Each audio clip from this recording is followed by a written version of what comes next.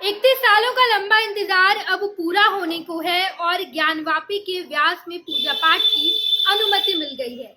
जिला कोर्ट ने ये फैसला सुनाया है कि अब हिंदू पक्ष ज्ञानवापी के जो गर्भगृह में वहां पूजा पाठ कर सकता है और वाराणसी ट्रस्ट को इसकी पूरी जिम्मेदारी दी गई है। हमारे साथ तेज प्रताप जुड़ेंगे और हमें बताएंगे कि आखिर इतने सालों का जो लंबा इंतजार है वो अब पूरा होने को है।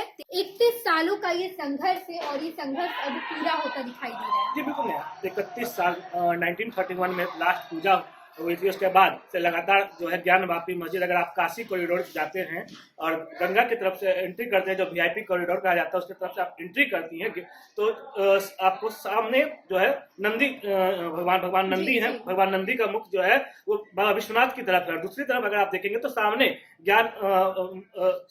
ज्ञानवापी मस्जिद है और मस्जिद के बीच में वजूखाना है। वजूखाना में ही व्यासपीठ है और व्यासपीठ में अगर आप देखिएगा तो जो पूजा की अनुमति मांगी जा रही थी, हिंदू पक्ष का कहना था कि ये वजूखाना नहीं है बल्कि वहां से जो है नंदी भगवान शिव प्रकट हुए थे और वो सारी चीजें जो है वो हिंदू पक्ष का है और पूजा की अनुमति मिलनी चाहिए। वहां पे माता पार्वती की भी पूजा होती थी, लेकिन 1931 के बाद वो पूजा बंद थी और लगातार कभी कभार बीच में कुछ विशेष पूजा होती थी तो वाराणसी ट्रस्ट की तरफ से अनुमति ली जाती थी और उसके बाद जिला प्रशासन की तरफ से पुख्ता सुरक्षा व्यवस्था करवाकर पूजा की अनुमति मिलती थी, लेकिन सिर्फ एक दिनों की अनुमति मिलती थी। लेकिन लगातार जो है वहाँ पे जो हिंदू पक्ष के लोग थे वो उनका कहना था कि नहीं, ये ज्ञानवापी मस्जिद के अंदर जो वजूखाना का दावा किया जा रहा है ये दावा बिल्कुल गलत है और ये हिंदू पक्ष का है और यहाँ पे भगवान नंदी और शिव की जो है वो पूजा होती थी।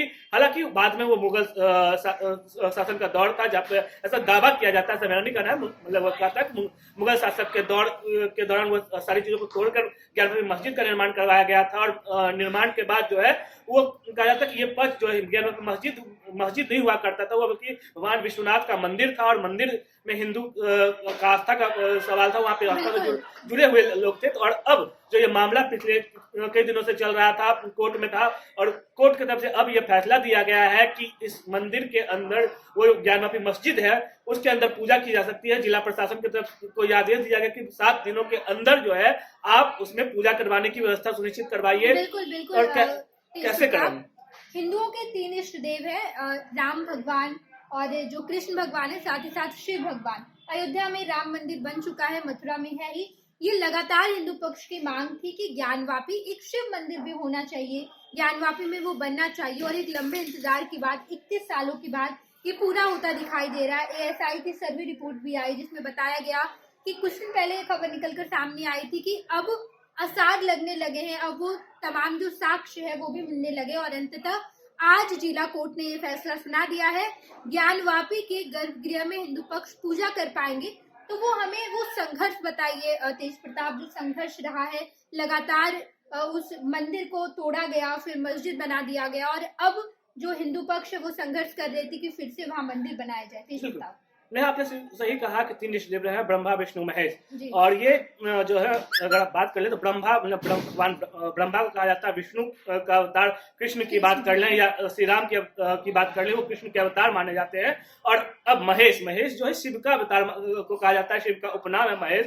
तो कुछ दिनों पहले जैसा आपने बताया कि अयोध्या में राम मंदिर का निर्माण हुआ, भगवान विष्णु का तो ब्रह्मा भगवान का खास कोई मंदिर रहा नहीं है और उसके बाद राम की मंदिर का हुआ और अयोध्या को 22 तारीख का प्राण प्रतिष्ठा हुआ। उसके बाद अब ये कहा जाता था कि कृष्ण और भगवान शिव की बारी है, कृष्ण का मथुरा का बारी है। तो मथुरा का खैर अभी उसका मामला चल रहा है कोर्ट के मामले में, इलाहाबाद कोर्ट उस पर मामला की सुनवाई कर रही है। लेकिन अब जो है वाराणसी कोर्ट ने भगवान शिव यानी महेश जो माने कहे जाते हैं उनके मंदिर, बाबा विश्वनाथ की मंदिर है, लगातार हिंदू पक्ष का वहां से आस्था का केंद्र रहा है, लगातार कई सालों से संघर्ष रहा है। बाबर के दौरान 1931 में लास्ट पूजा हुई थी वहां पे और श्रृंगार गौरी की पूजा होती है। मैं आपको बता दूं, श्रृंगार गौरी की जो है वो पूजा होती है, मतलब गौरी मतलब शिव की जो अर्धांगिनी मानी जाती है, शिव की जो कहा जाता है कि माता पार्वती, उन्हीं का गौरी उपनाम दिया गया। तो श्रृंगार गौरी की पूजा होती थी और श्रृंगार गौरी के पूजा के दौरान बीच में भी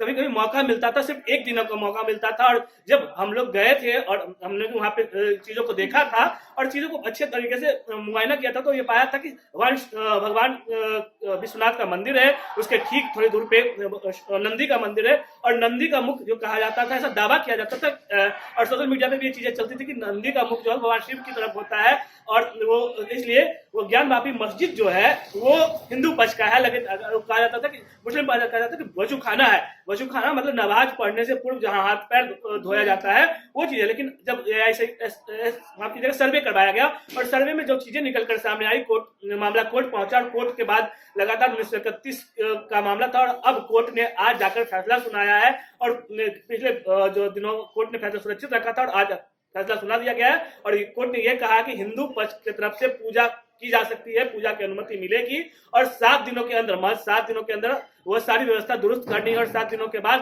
पूजा की शुरुआत कर देनी है, वहां से पूजा करवाया जा सकता है। और हिंदू पक्ष के लिए ये बहुत बड़ा उपहार है, क्योंकि कुछ दिन पहले राम मंदिर का निर्माण हुआ, उसके बाद अब जो है विश्वनाथ के मंदिर में एक दूसरी उपहार मिली। तो इस तरह से कह सकते थे एक सिर्फ ना हिंदू पक्ष है, इसको लेकर जो है वो पॉलिटिकल पार्टी भी लाभ उठा सकती है, अलग अलग पॉलिटिकल पार्टियां इसको लाभ उठाएगी और हो सकता है कि आने वाले दिनों में लोकसभा चुनाव है तो उसका फायदा जो है केंद्र की जो सरकार है उसको मिल सकती है।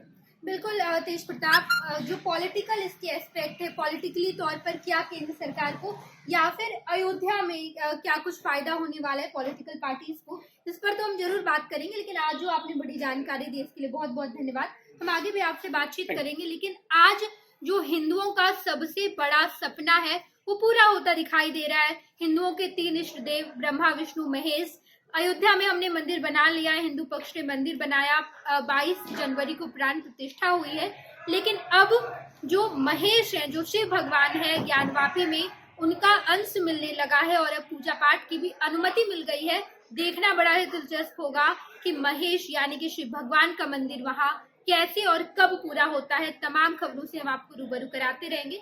देखते रहिएगा फर्स्ट बिहार झारखंड। धन्यवाद। पनोरमा ग्रुप, जो सोचता है वो करता है।